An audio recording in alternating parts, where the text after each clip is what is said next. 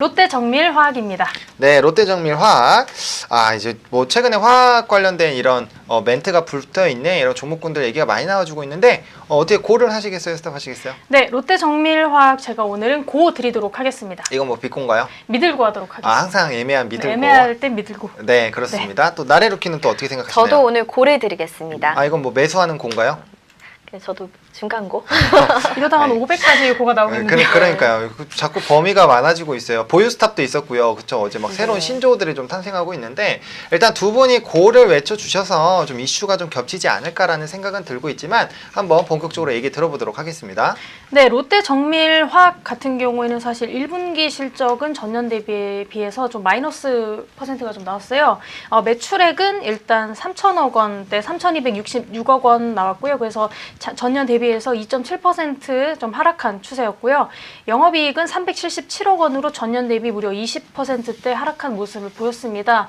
원인으로 보면은 전방 산업이 일단 좀 부진했었고요. 그 제품의 국제 가격 하락으로 1분기에는 어쩔 수 없이 좀 부진한 성적표를 받았다 이렇게 보실 수가 있습니다. 아무래도 제일 중요한 거는 미중 무역 협정 문제가 좀 실적 부진의 큰 원인으로 작용하지 않았나 하는 생각이 좀 들었고요. 그다음에 다른 화학 제품 종목들 역시 현재까지도 썩 그렇게 좋은 편은 아니고 이제서야 조금씩 좀 괜찮아지고 있는 그런 모습이다 이렇게 보실 수가 있고, 그리고 미중 무역 협정 결과도 좀 크게 어느 정도 영향을 미치지 않을까 이렇게 바라보고 있는 시각들이 좀 많죠. 시장 컨센서스보다 소폭 증가한 실적 결과를 발표했다고 그럼에도 불구하고 좀 볼 수가 있는데요. 사실은 시장이 좀 그렇게 기대치가 그렇게 좋지는 않았어요. 화학 제품 그런 종목들이 사실 그렇게 좋지 않았음에도 불구하고 롯데정밀화학은 그나마 시장 기대치보다는 꽤나 다행히 높은 성적을 좀 받은 축이다 이렇게 보실 수가 있고, 그리고 또 한 가지 PBR이 0.75배로 기록이 돼서 생각보다 매력적인 밸류에이션 구간에 진입했다 이렇게 보실 수가 있어요. 사실 롯데정밀화학 같은 경우에는 가장 안 좋았던 때가 2016년 때인데 현재 같은 경우에는 가장 좋지 않았던 2016년 때보다 펀더멘털이 훨씬 나아진 모습이지만 주가는 지금 그때만큼 떨어진 상황이기 때문에 사실은 지금 오히려 생각보다 매력적인 밸류에이션이다 이렇게 구간에 진입했다 이렇게 보실 수가 있다라고 볼 수 있죠. 그리고 또 한 가지 좀 굉장히 괜찮은 모멘텀이 한 가지가 있는데요. 롯데그룹에서 화학소재 계열사의 합병 가능성이 점차 높아지고 있다는 그런 이야기가 나오고 있습니다. 롯데첨단소재와 롯데정밀화학이 이렇게 합병해서 시너지 효과를 낼 준비를 하고 있다 이렇게 보실 수가 있는데요. 롯데정밀화학 같은 회사들이 피출자 회사의 매출 합병 후에 롯데케미칼로 이렇게 합병이 되면서 매출을 좀 같이 포함시키게 되면 이 부분에서 또 매출이 또 같이 날 수 있지 않느냐 이런 이야기들이 나왔죠. 아무래도 롯데케미칼이 합병을 준비하는 이유는 어떤 글로벌 화학사와의 경쟁에서 좀 우위를 점하겠다 이런 의지를 좀 표명한 거고요.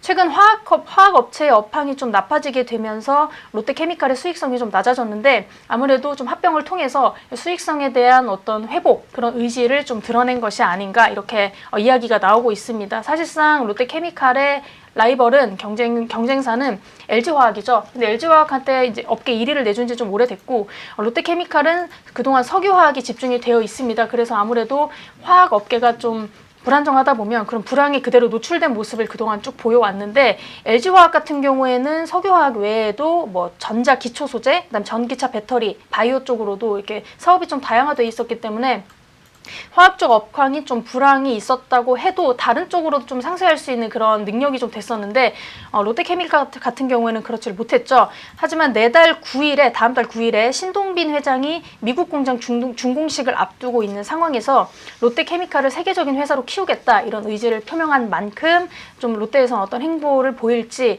좀 눈여겨보실 필요가 있다 이렇게 좀 보실 수가 있습니다. 그리고 또 한 가지는 고부가 스페셜티 화학 사업으로 경쟁력을 좀 강화한다 이런 의지도 하나같이 표현했고요. 주요 고부가 가치 그 제품이죠. 메틸셀룰로스 공장을 1,150억 원을 투자를 해서 증설을 하겠다 이런 의지를 표현했기 때문에 이 부분에 있어서도 어느 정도 좀 주목을 해주실 수 있겠다 이렇게 보실 수가 있습니다.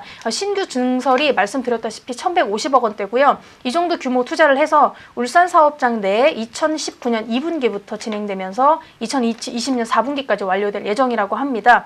아무래도 메셀로스랑 메틸셀룰로스는 롯데 정밀화학의 고유 브랜드로 식물성 펄프를 원료로 한 스페셜티 화학 제품이라고 하는데요. 이 부분 증설을 통해서 조금 더 수익성 개선을 좀 확보할 수 있지 않을까 이렇게 보실 수가 있을 것 같습니다. 그래서 일단은 회사 자체에서도 어찌 보면은 좀 수익성 확보라든지 좀 성장하겠다 그런 의지가 좀 강한 측면이고, 그리고 이미 떨어질 대로 떨어진데 어떠한 그런 주가는 떨어져 있지만 펀더멘탈은 괜찮아지고 있는 그런 매력적인 구간으로 지금 들어가고 있기 때문에 일단은 매수가 같은 경우에는 차트를 한번 보실까요? 롯데정밀화학 차트를 한번 보시면은 네.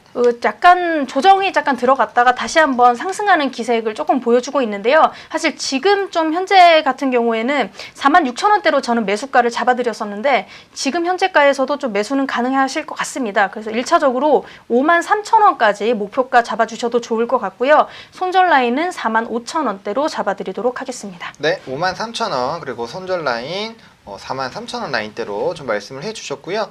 지금 어떻게 보면 좀 눌림목 구간이다라고 좀 보고 계신 것 같습니다. 해서 롯데 정밀화학 얘기 들어봤고요. 이번에는 나래로키는 또 어떻게 또 생각을 하고 계신지 미들고 똑같이 말씀해 주셨는데 그 부분 한번 체크해 보도록 하겠습니다. 네, 저도 유정로키랑 비슷한 생각인데요. 롯데 정밀화학이 고부가 가치 스페셜티 화학 사업의 경쟁력을 좀 강화하기 위해서 건축용 첨가제로 사용하는 메틸셀룰로스 공장 증설에 좀 나섰습니다. 롯데 정밀화학은 고부가 가치 스페셜티 화학 사업의 경쟁력을 좀 강화하기 위해서 건축용 첨가제로 사용되는 소재인 메틸셀룰로스의 연간 생산 능력을 늘리고 있고요. 이제 확대 수준으로 6톤 정도로 확대한다고 밝혔습니다. 이를 위해서 2분기부터는 울산 사업장 내에 공장을 증설할 예정이 있고요. 2020년 4분기에 마무리될 예정입니다. 메셀로스는 메틸셀룰로스 제품의 롯데 정밀화학 고유 브랜드인데요. 식물성 펄프를 연료로 한 화학 제품으로 주로 건축용 시멘트나 생활용품 등에 첨가되도록 점도를 높여주고 보습 효과를 좀 주는 역할을 많이 합니다. 중점 사업이기 때문에 이제 제품 증설로 사업 경쟁력 강화, 수익성 향상이 좀 기대가 되고 있고요. 이제 셀룰로스 계열의 경우 성수기 진입에 따른 매출액이나 영업이익에 대해서 동반 증가할 것으로 전망을 보고 있습니다. 차트상으로 주가 흐름은 단기적으로 이제 역배열을 하고 있고요. 이제 조정을 조금 받았지만 이제 앞으로 현재부터 매수를 시작해 주시고 목표가는 54,000원을 제시해 드리겠습니다.